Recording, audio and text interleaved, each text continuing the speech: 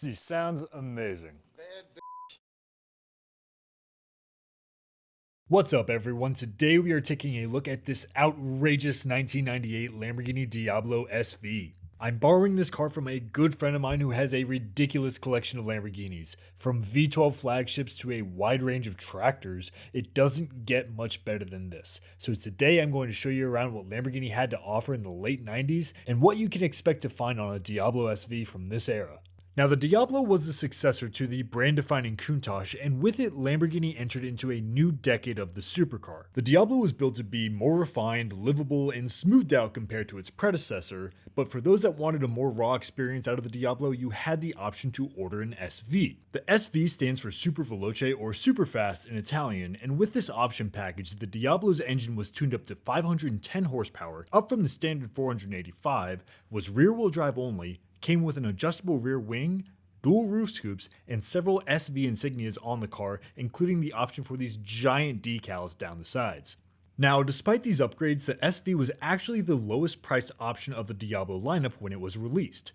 The standard Diablo started at $239,000 when new, while a car with the SV package started at $229,900, over $9,000 less than the standard model. Now, I imagine this discount was due to no longer needing the all-wheel drive system of the standard Diablo, but if you wanted the truly absurd experience of a Lamborghini flagship, the SV really seemed like the best way to go. The Diablo SV is powered by a 5.7-liter naturally aspirated V12 engine that can push the car from 0 to 60 miles per hour in 3.9 seconds and up to a top speed of 204 miles per hour. Being rear-wheel drive only, the SV requires some massive tires to put down all that power, sporting 235s in the front and 335s in the rear.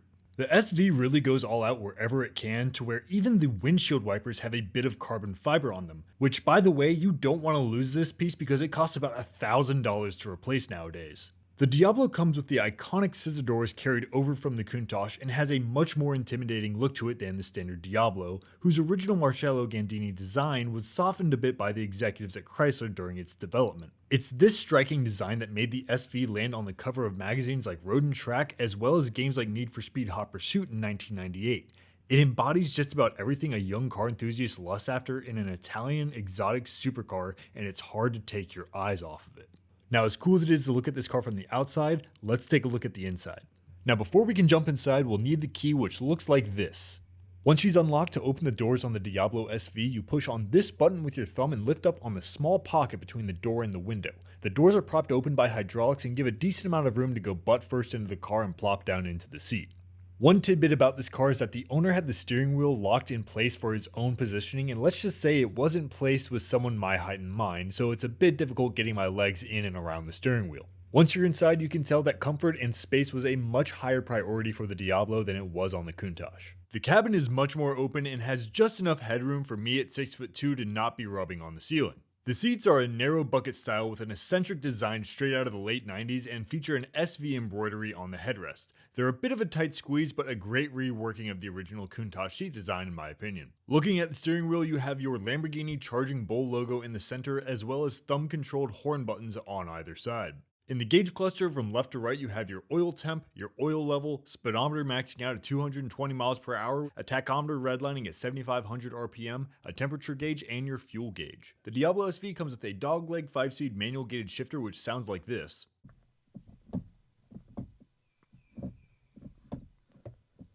To put the Diablo into reverse, you have to push down and twist the shift knob sideways in order to engage reverse gear. You have to give it a good twist too, so there's little chance you could accidentally throw the car in reverse while driving. When you go to close the door, it gives you a good solid sound when you shut it.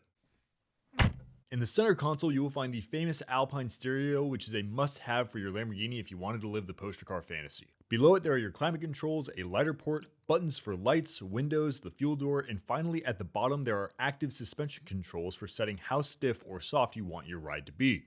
Going up the transmission tunnel, there is a cubby for storage between the two seats, although with very little room for anything other than registration documents. And above that, you will see that the seatbelts for the Diablo SV are actually center mounted and have these little adjustment points for you. Looking out the back window, you do have a small window of visibility out of the back, but not much, so be careful when backing up. If you take a look above at the sunshades and read the warning text, you'll find a little typo stating that you could experience serious injury if you're not safe in the Diablo, so be sure to keep that in mind. Behind the driver's seat, there is a battery cutoff switch you've got to make sure is disengaged before you can start the car. This feature is actually pretty convenient for storage if you're not driving the car often enough to charge the battery or keeping anyone who doesn't know about it from starting the car. But luckily I know about it and now so do you, so let's fire it up. No special procedure is needed to start up the Diablo SV besides the battery cutoff switch, so just push in your clutch, insert the key, and turn her over to hear that Italian V12 sing.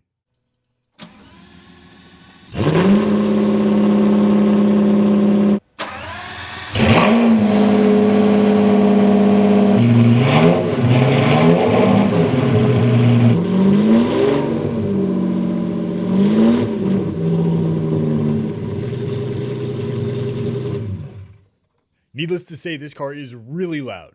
At the end of the day, the Diablo was a much needed update to the Lamborghini flagship model after almost 2 decades of the Countach being in production. Yes, it was built during a rocky time in Lamborghini's history when the brand switched hands a few times, but the Diablo helped bridge the gap between what Lamborghini was in its infancy to the powerhouse of a worldwide supercar and luxury brand that it is today. The Diablo fills the space where the cars were still incredibly raw and a bit of an inconvenience more than a luxury to drive, before supercars reached that point where just about anyone could hop in and drive it. It's an era of supercar that still had a learning curve and an aura of respect that you had to have in order to tame the Lamborghini bull.